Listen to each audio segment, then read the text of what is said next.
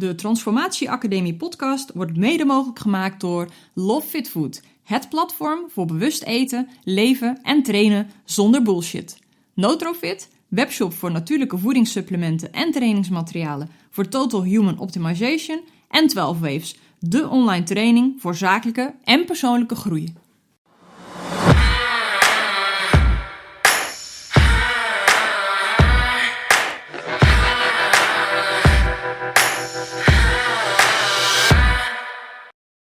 Hi, Sjanett. Hi. It's been a long time, but you're back, and I'm very happy to see you again. I'm honored and I'm happy. I can feel, I can see a little transformation inside. I think it started. It started. I'm on the right path. Mm-hmm. Yes. Yeah, so you know me, I'm Gino Chaka Runa. Chaka Runa is Quechua.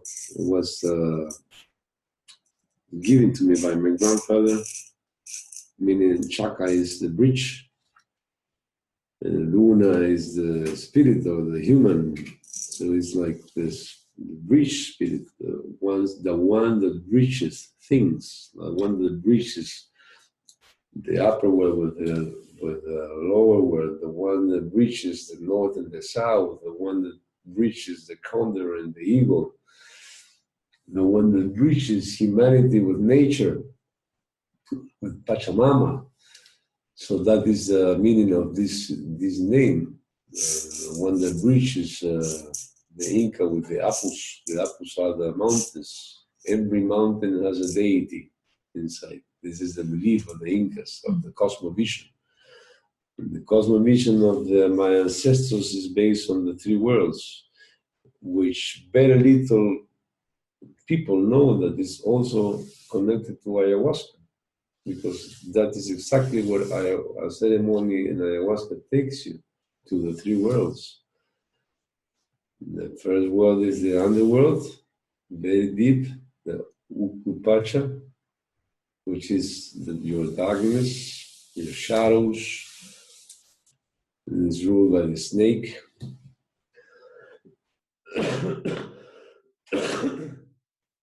And you have to face things there.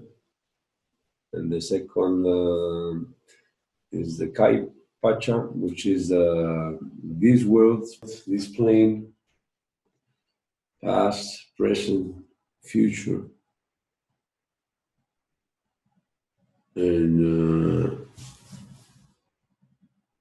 ruled by the Puma, very agile, very strong, because this is what you need in this plane. The Puma is the Kai Pacha is this plane, and then the upper world of the Hanak Pacha is where the spirits are taken after this two process of bliss by the Condor, this big Andean bird. So yeah, I was just start as always with a little guitar, a little classical guitar.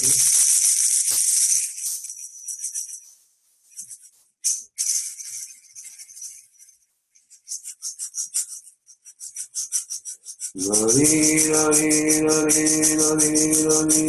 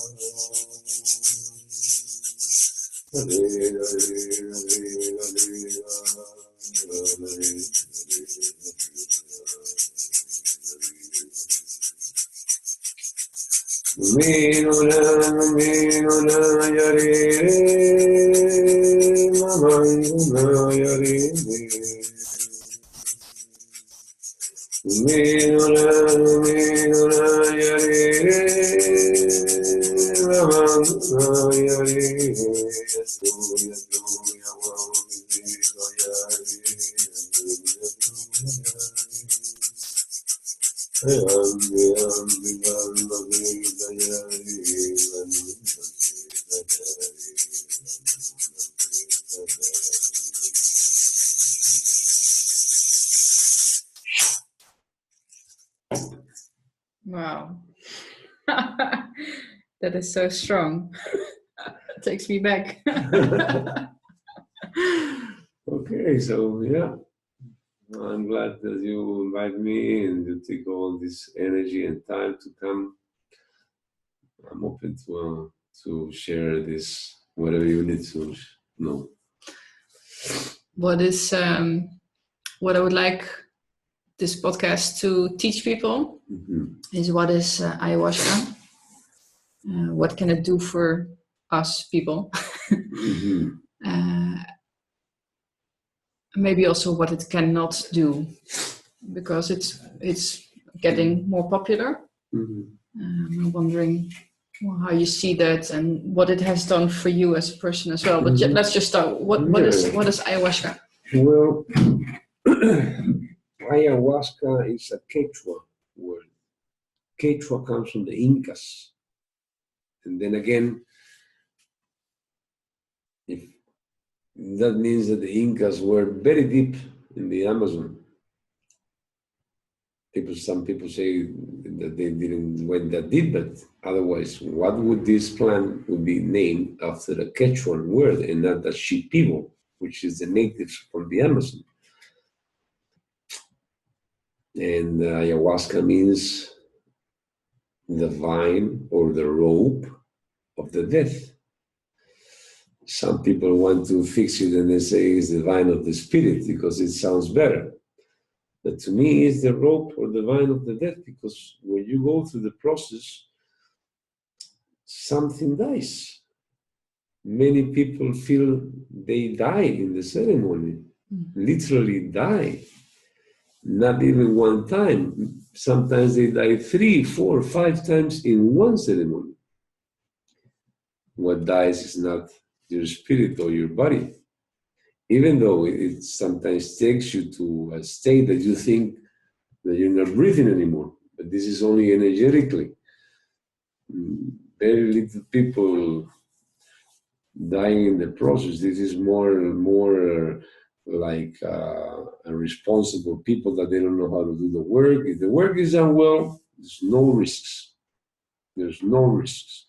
In a very responsible way, making the right questions to the participants. But going back to ayahuasca, is a mixture of 2 plants.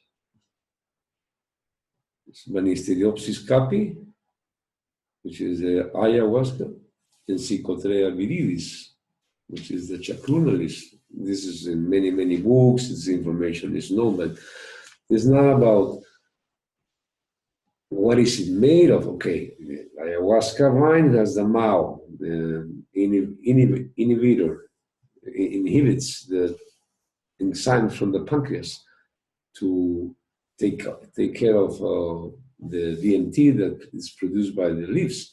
So it's like, because anything you eat, the pancreas it releases enzymes, acid or alkaline, depending on what you eat.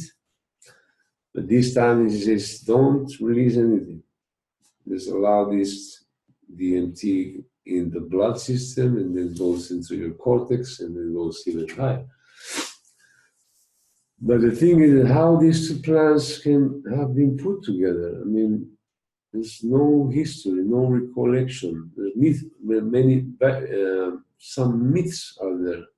Some say that it came in a vision to a shaman, that they're taking other plants, I don't know, that they have to put these 2 plants, because why is it so rare and difficult? Because there's more than 150,000 species in the Amazon, more, I would say even much more. This is what they have found, but I think there's more.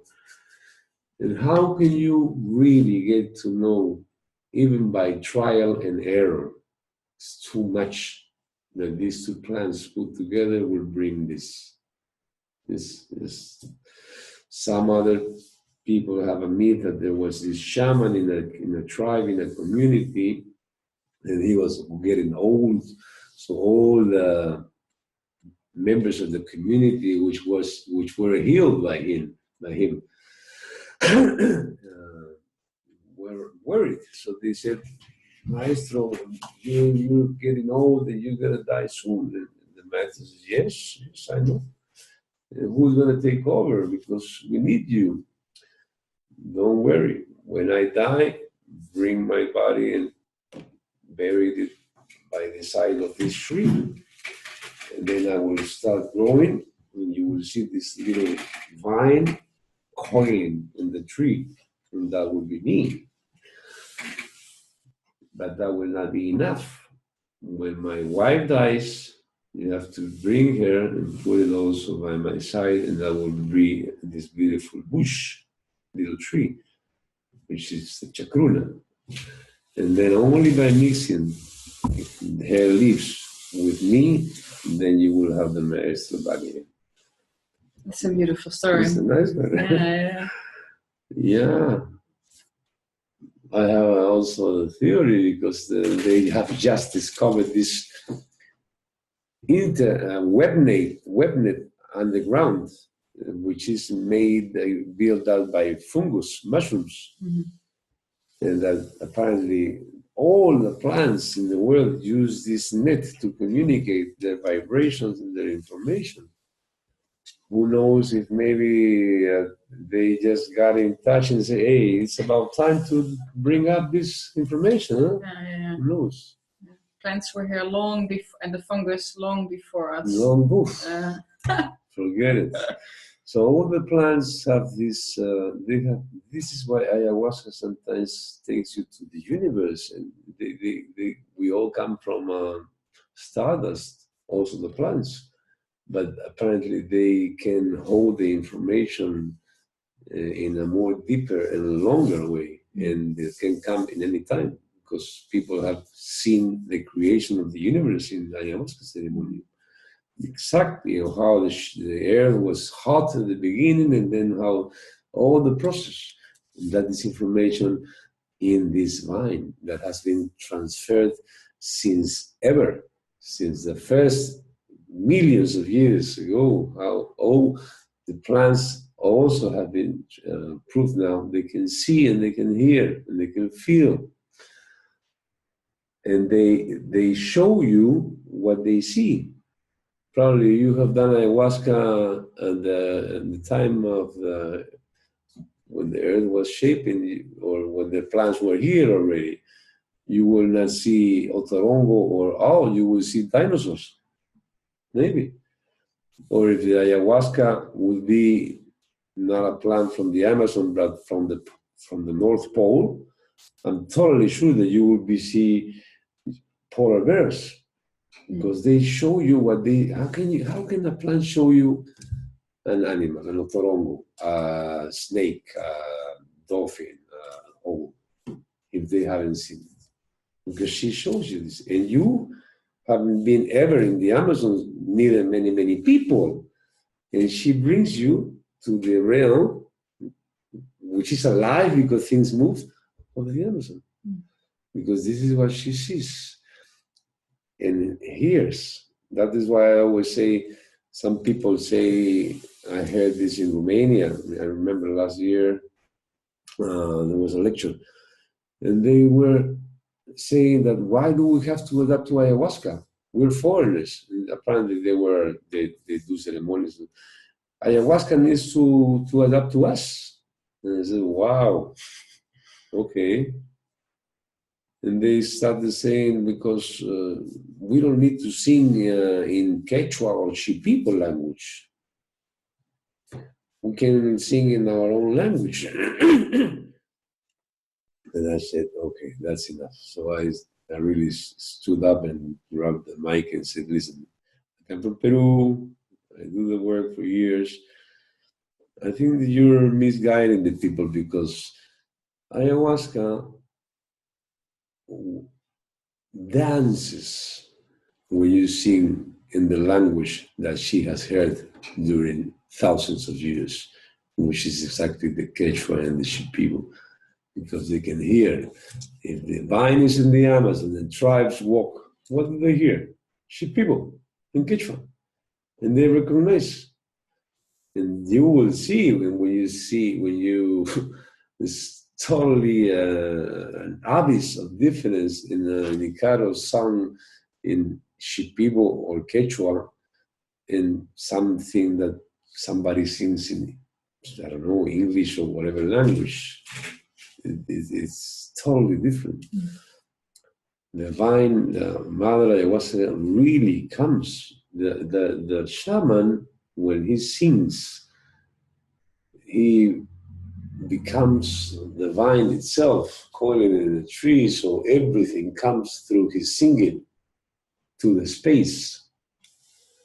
And everything meaning the spirits of the plants, which are doctors, little doctors, healers, the spirits of the animals, who are protectors and also healers, the spirits of the old masters that are always present and looking, and they come and they touch you and get in you and dance in the space, the spirit of Mother Ayahuasca. This is all brought or breached through the Icaro, the vibration. So I told these lecturers in this conference that this is not true. I mean, people, because they said, if I have French participants, I sing in French. And I said, why? People doesn't need, first of all, you don't sing for the people. You sing for the other realm to come.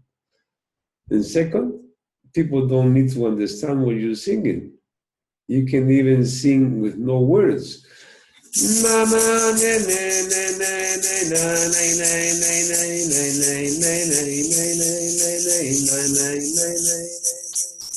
Only no words. And it's the vibration. You have heard it, Rana? So there's no need. This is just the mind playing games and accommodating things so you can feel more at ease with what you're doing. You know, so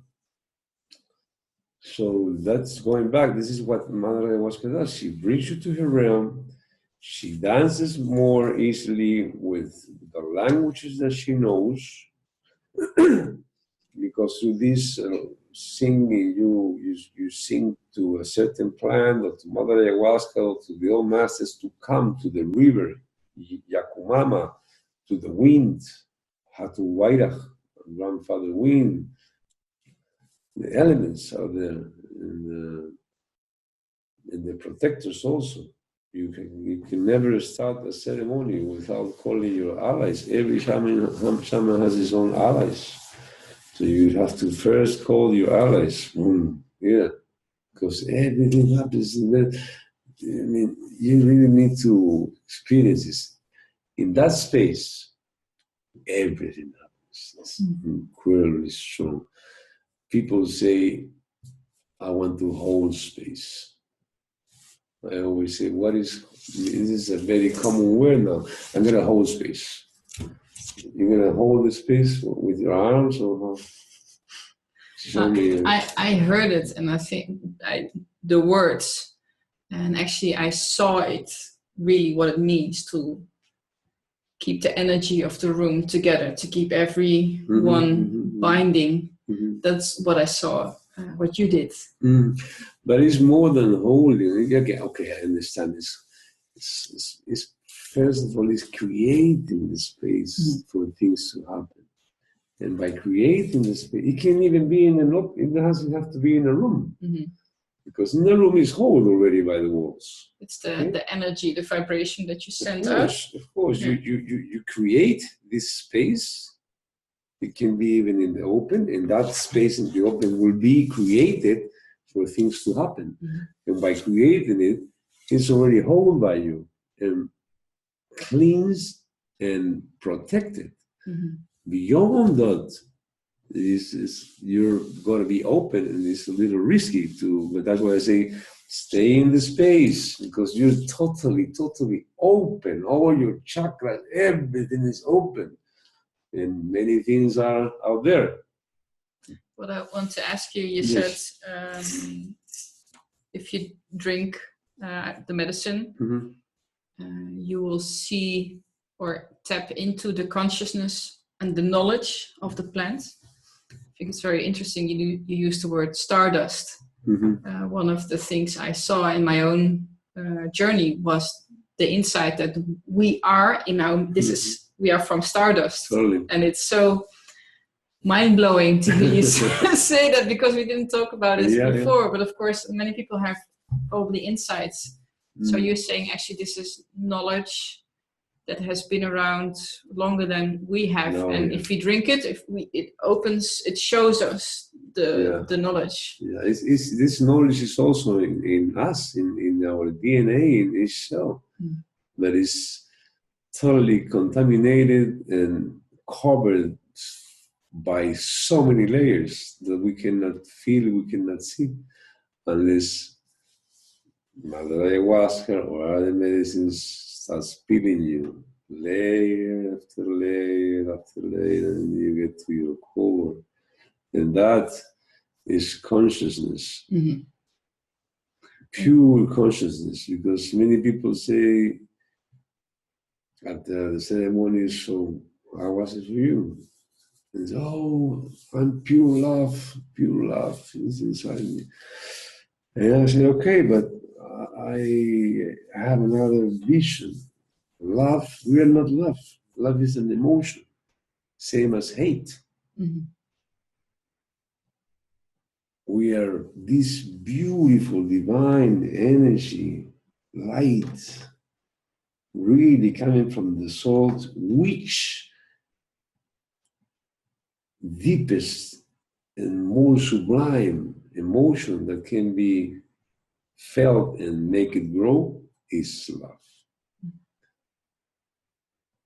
Yeah. But we're a consciousness, pure consciousness, and you can really reach high vibration density or very, very low vibration density. This is your free will, like what they say in the Bible, the free will. That's very interesting. How do we get high and low, and what does that mean for us and our health if you stay too low, for example? Because it's all the densities you go through depends on your actions and the choices that you take in your life. You can walk in the darkness, and that will bring you very dense energies, or you can walk in the light and grow higher to the source, or you can really go backwards. But again, sometimes it's good to walk there because that gives you conviction. It is said that some saints of the Bible, I don't remember the name of this saint of Catholicism, but they went through the really, really dark, and then they switched with so much conviction and strength, because they know the other side of the coin. How can you preach about darkness if you haven't walked it? Like a priest, they only know this side, but they don't know the other side. So a good shaman has always walked his very deep darkness, and then they get conviction, and slight they crave for that, and poof, make it grow, because it's already there. I remember my first, when I started, it was really, really,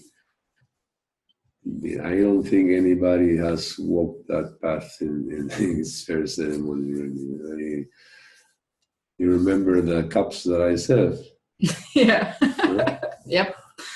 Well, a beginner mostly takes half a cup, then second round, I do 2 drops. My first experience many years ago, I drank 10 cups. In one? It was 1 glass first, and this shaman that I know, he was not a shaman really, but I needed to go through that experience. And I have measured it, and it's 5 cups of mine in 1 drink. But I have a very, very high resistance to anesthetics. So after 1 hour, 1.5 hours, I was looking at the ceiling like nothing's happening. And then this man came again and he said, I think you need a little more. And I no, doses. I said, you think? Yes, we just can think a little more. Okay. And he put me another full glass going to 10 cups of this dark, dense medicine. After 15 minutes, you can imagine where I was. And the ceremony mostly lasts 4 hours. It was 12 hours. 3 ceremonies with 10 cups and 12 hours.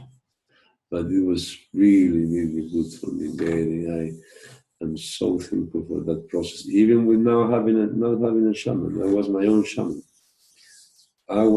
shaman. The mother told me everything in those 3 ceremonies. Everything. My past lives, my power, my light. Even she put me down on my knees, and because this shaman or whatever didn't sing one picaro. And mother put me on my knees, and I was singing to myself. Really? From nowhere. So she said, "This is you already. You have been there in the past life. I was in the Native Americans." And the music is so, in my experience, what I noticed, so important because it guides you through your journey. So that's really amazing that you just found it in yourself. It was there, and I have a lot of. They just come. The carols are the tool to take you to different places and different moments, because many people don't know this. Some people really. I have seen that yesterday. I was telling you. There was this little kid, and he was invited to sing, and he sang probably half an hour, one caro. You never do this, because then you get the people in the loop. Same energy. That's why only the first caro, maybe the second, 15, 14, 13 minutes at most, and then you stop, and then you bring people with another energy, the short ones, because otherwise you stay in that energy so long that you cannot. Sometimes you want out, and you're stuck. And this kid, I had to go to the toilet, and when I came back, he was singing a second caro without my permission. In this work, you never ask to be given, and you never take. You wait to be given. And I was just telling you about this hidden. Anyway, ayahuasca, going back, is a medicine plan. They call it a master plan, teacher plan. I think what she teaches you is to look inside. That is the main teaching. I think that it's also a healer, a medicine plant, but main thing that I have read in my experience is that ayahuasca can heal you, but by showing you how to heal yourself, by showing you your powers, your gifts. She cannot know Janett's life or my life or whoever lives in the ceremony, because she goes to your past. How can she know when you were a kid? She doesn't know. She just drops the veil from you and shows you what is already there. And she says, "Look there." She's also seeing, but she didn't know what to show you until you drank her. And she is like she comes like a scan, and then she knows what to show you. Okay, let's do this. Because she cannot know, she cannot see you when you were a baby, or you were abused, or whatever, bad parenthood. But she shows you. Remember this, look.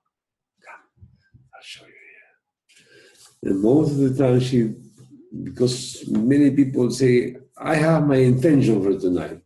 Okay, that's great. Good for you. Mother Ayahuasca doesn't give a damn about your intention. You have this intention? Nice. Not tonight. Come. You read the internet. Oh, I should come with my intention. Yeah. Well, but they say it's important to have an intention, but you say but is it then trying to guide it too much if you have an intention? It's intention to just build walls. Because you're in your head. I want this. How about this? It builds walls and it makes longer. Maybe it's good to have an intention or something you want to know. Yeah. Okay, I agree with that.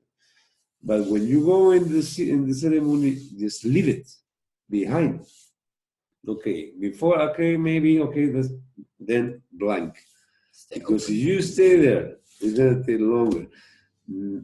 99%, I would say 90% of the times, she doesn't care about your intention. And the intentions come from here, Janet. Yeah. This wants this. And she doesn't care about your mind. This is the least she wants is your mind. If the intention probably comes from here, then it matches. Yeah. Then, only then, it matches on what she will give you.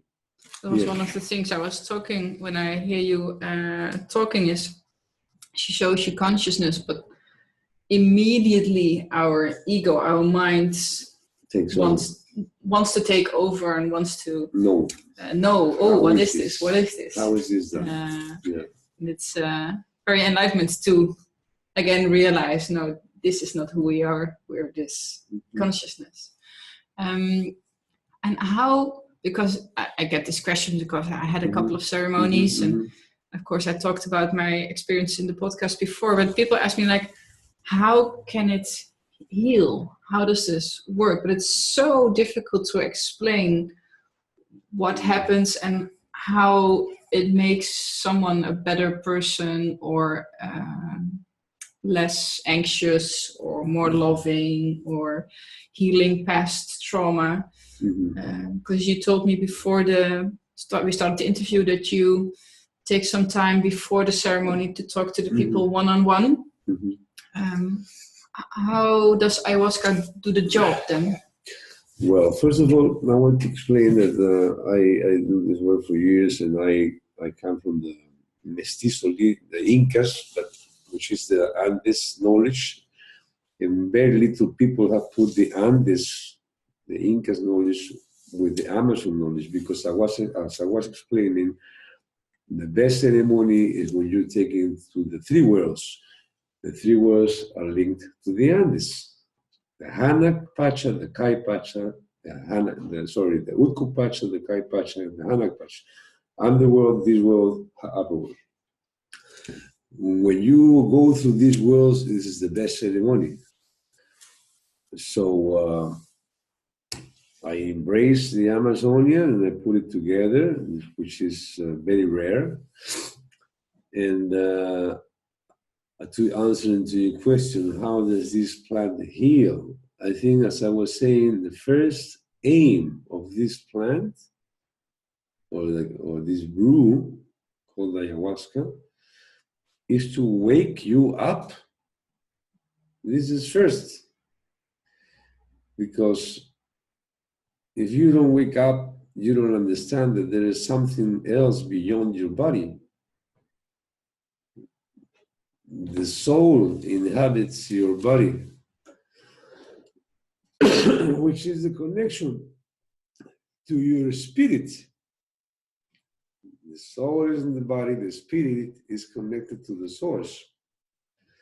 And it should be connected, but it's mostly disconnected, because what cuts this connection is the ego. There's no connection here. It's always here. This is enough. Don't go there. Stay here. Okay? Everything is here. Yeah, it wants to protect the body. Yeah. Maybe. And the mind's thinks that he's huge and he's everything because he's bigger in size. And the heart is smaller. But if the heart opens, there's no limits. So to me, she comes first and wakes you up, allowing you to see inside and understanding and taking you after you see. Sometimes people go out of their bodies and they can see their bodies. So who is seeing the body? Your consciousness. This is pure consciousness. That room is just consciousness. I always explain that we start as a unit, beautiful human being, and in a bit, those individuals become one whole unit. Yes. I really, Yes. oh, sorry to interrupt. It's okay. Yeah, No, it's okay. It's exactly how I... There's one consciousness and everything interacts. A Persian in that corner brings Persian here, and a crying there brings a laughter here. It's all, even sometimes everything is silence. And somebody's, and then one person embraces that.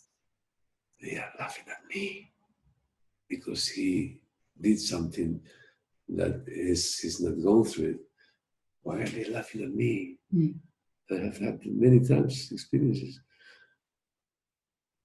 Some people say, I purge for all the room.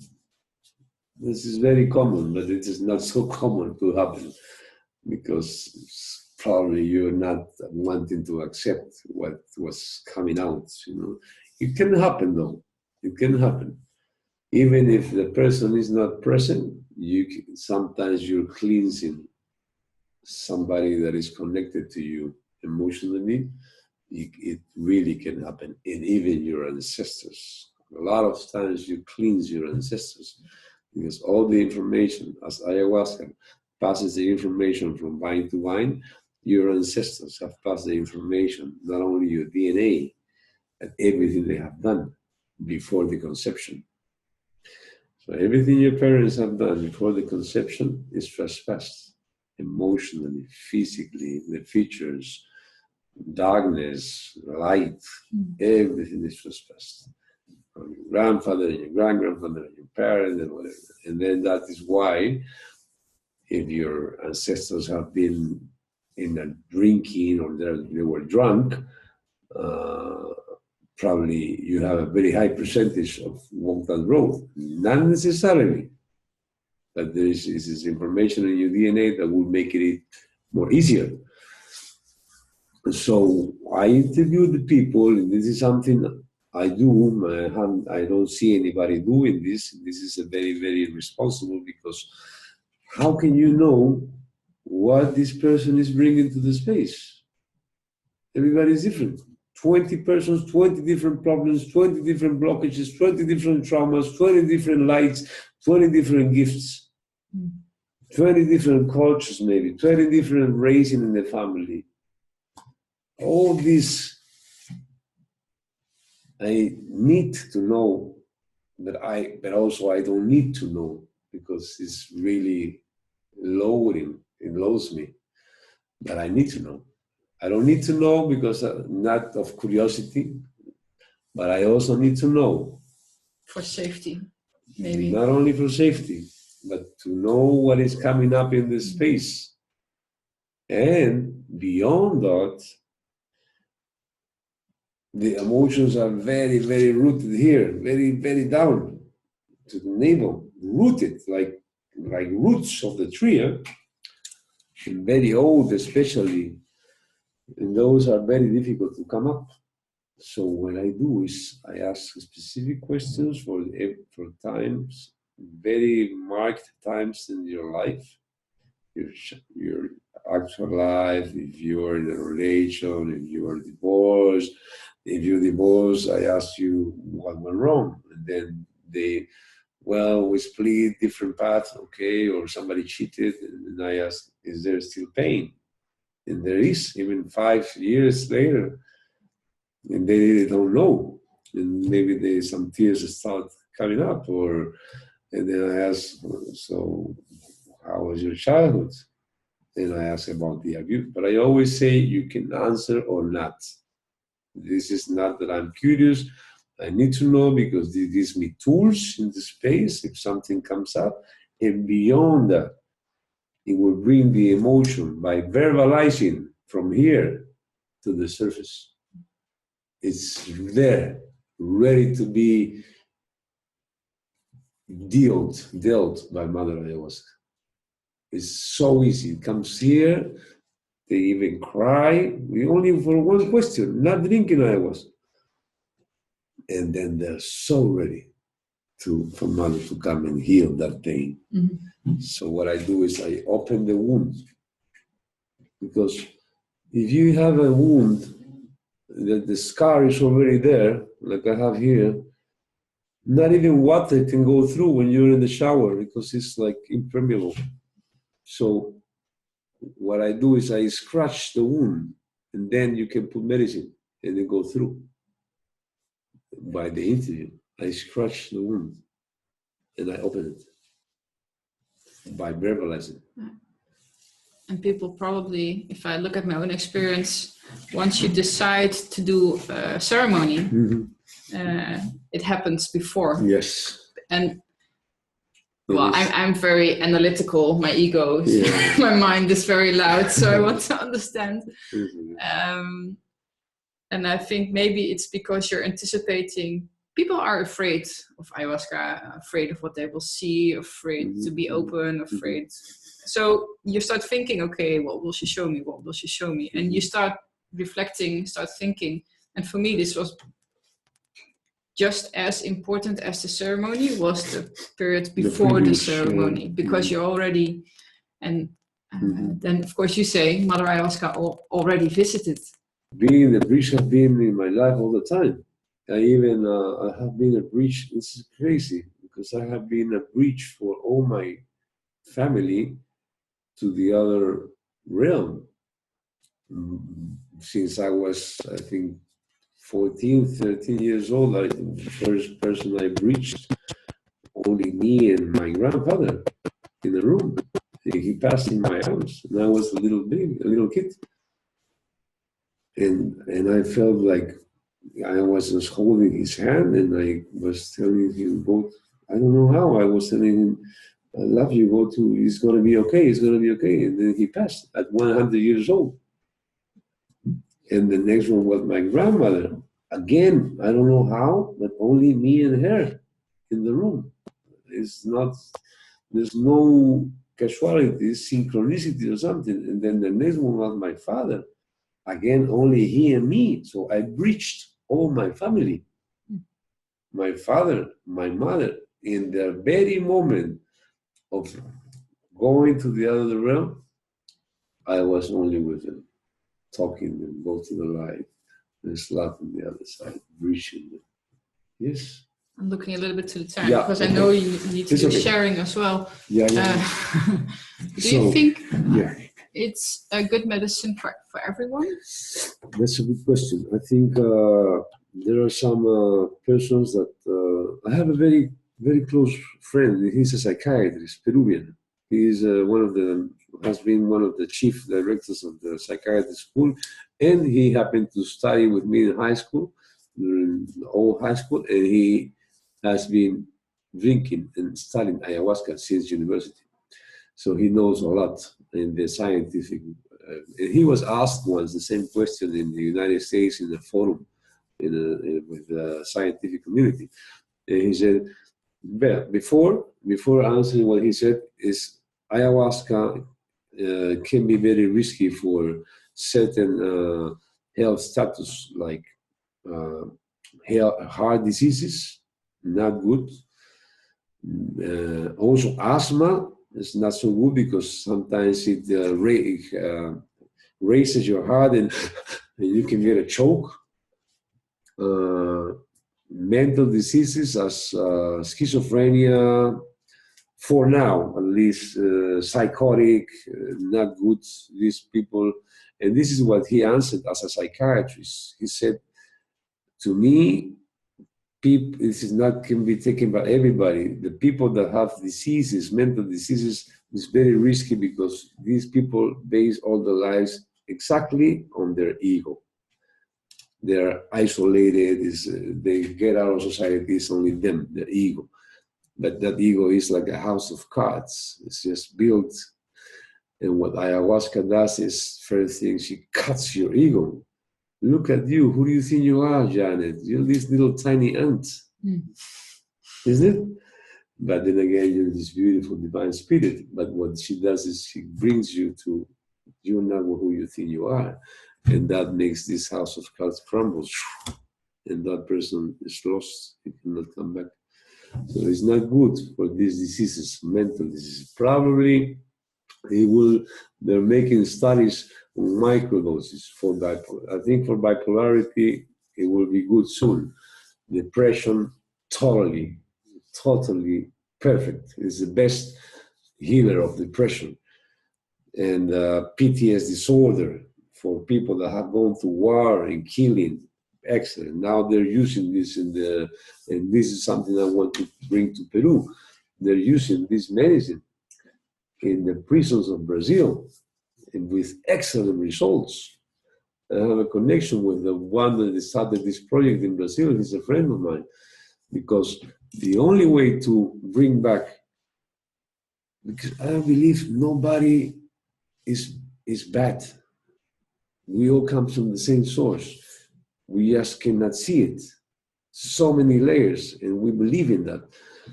Every action has a spirit.